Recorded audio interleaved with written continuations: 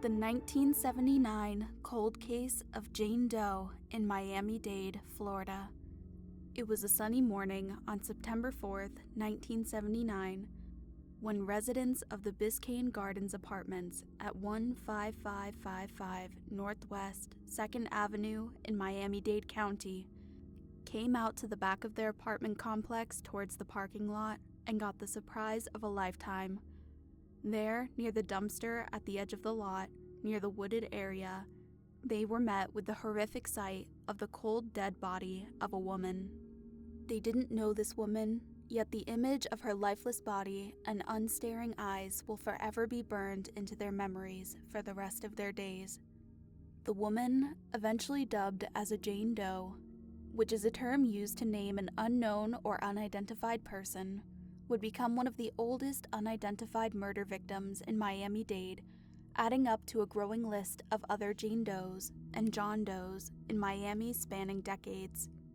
And even up to this day, Miami-Dade's police and community-based groups such as the Crime Stoppers are still opening their hotlines for any possible leads on Jane Doe's identity. What exactly happened to Jane Doe? Where was she really from? And why has no one identified her even after 3 decades? Let's try to find out. We'll start our story off by zeroing in on the large county of Miami-Dade, which sits at 2,431 square miles of total area, earning itself the title of Florida's second largest county. Located at the southeastern tip of Florida, this county also has one of the busiest highways in the state, known as I-95 or Interstate 95. This bustling interstate connects Miami with all the other nearby areas on the east coast of the United States. And relevantly, I-95 is also just a few minutes away from the apartment complex mentioned earlier, the Biscayne Gardens Apartments, where Jane Doe's lifeless body had been found.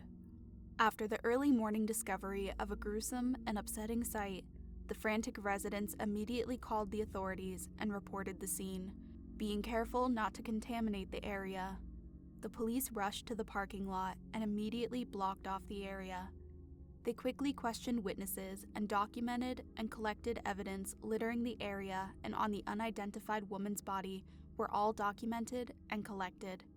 Police scoured the area meticulously and handled the crime scene with care to properly identify the victim. The initial findings included that Jane Doe was a Caucasian female estimated to be between 18 and 25 years old. She probably weighed around 120 pounds and had an approximate height of 5'8", with strawberry blonde or probably red hair and hazel eyes, although some accounts say they were grayish-green. At the time that her body was found, she wore long blue jeans, a white t-shirt, and a yellow floral scarf. No watches or any kind of jewelry were found on her body. Lastly, Jane Doe had a recognizable face when they found her, which meant that there was no proof of decomposition yet, and that her death occurred not too long ago, probably at least hours before. After scouring the area and properly handling the crime scene, police had later taken Jane Doe's body for autopsy. Examination by medical professionals and forensic experts presented that Jane Doe also had facial acne, as well as a couple of dental fillings on some of her teeth, indicating that she had a dental record at some point in her life. Upon further investigation, Jane Doe was also determined to have died due to strangulation.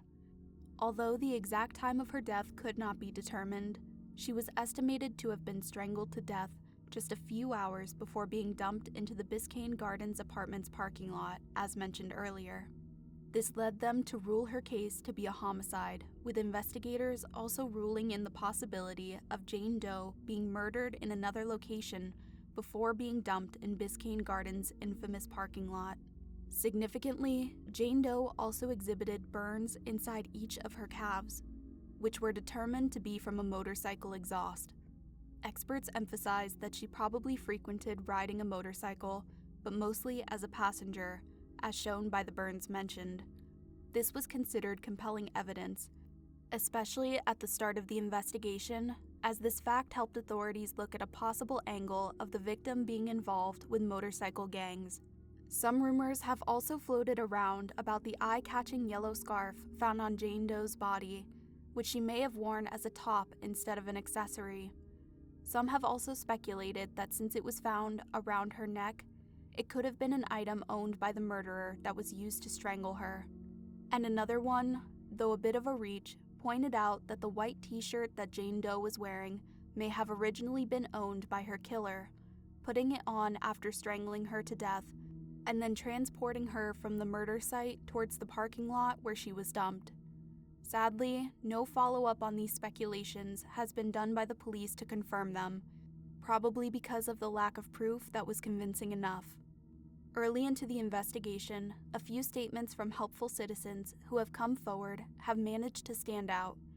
Detectives have compiled the strongest and most probable of these clues that would help to solve the puzzle, starting with Jane Doe being identified by sources who claim to recognize her as a woman named Fallon S. Love. That was quite a leap. Further digging of records and with the help of the promising lead has revealed that she was born June 3, 1961, placing her at around 18 years old at the time of her murder. She was said to have been unemployed at that time, residing in an apartment complex in Hollywood, Florida, and they mentioned a relative of hers named Ben Misa, who was living in Brooklyn, New York at that time. Investigators were on a roll with these. They were spurred into action and spent weeks extensively researching, fact-checking, interviewing, probing, and field working, tasks that quickly stretched on to months. Some investigators even decided to make comparisons and connections between their Miami-Dade Jane Doe to other Jane Doe's record in previous years, tracing backgrounds and family histories, facial features, and even the manner of death or the similarity in motives. In short, they had pulled out all the stops. At one point, around 19 women had been compared to Miami-Dade Jane Doe in terms of facial features and background, but all have been ruled out. However, despite the potential that these statements held and the efforts being done to cover all the bases of the investigation, they were sadly not enough. A lot of officers eventually got discouraged, since the further they searched, the more it led them to a whole lot of roadblocks and even dead ends. They were sadly not enough to connect the scattered dots they had collected and put them together to draw up a strong enough picture of who Miami-Dade Jane Doe really was. This led the investigation to a drought for years, and with no concrete and plausible proof at all, they felt the disappointment creeping in.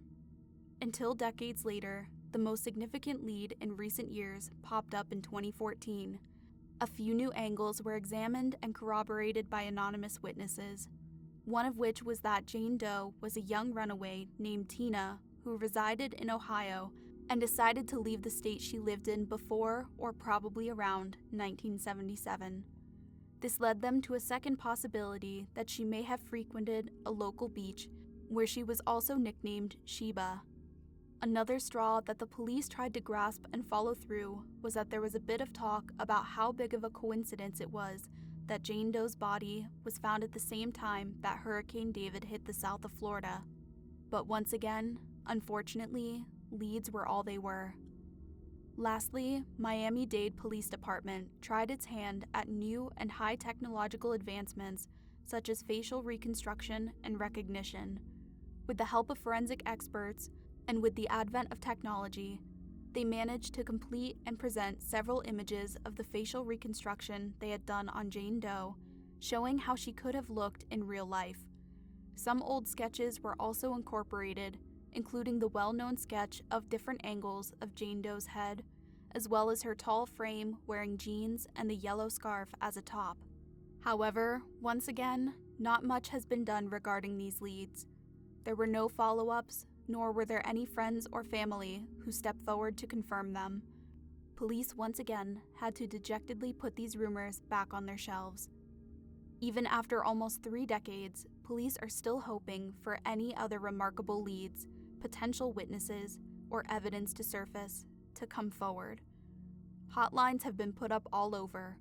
Social media, posters, bulletins, and TV news urging anyone with information about Jane Doe's identity, whether old or new, to come forward and contact the Miami-Dade Police Department. Cash rewards are offered to anyone with said information. So far, no other updates or leads have been tipped off to authorities in recent years.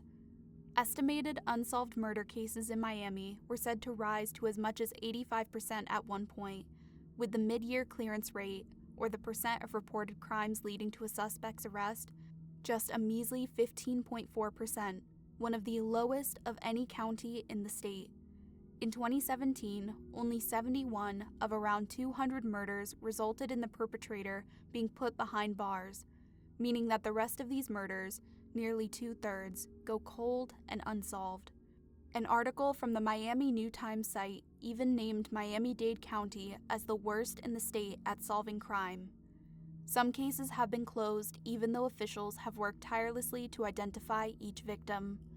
Though the possibility of them being alive would be small, police continue to do their work to help bring closure to these families and offer them comfort in whatever way they can. Exactly what happened to Jane Doe would probably never be known. Her family would go on to be kept in the dark about their daughter's or sister's whereabouts for the rest of their days.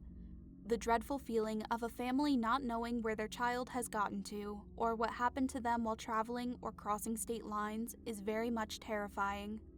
This thought has been the sole fuel for police to never lose hope in their searches, despite the result possibly being fruitless. What they're holding out now is the small but sincere help they're extending to the victims' families who've been put in the dark for so long, to finally have even a sliver of light and hope.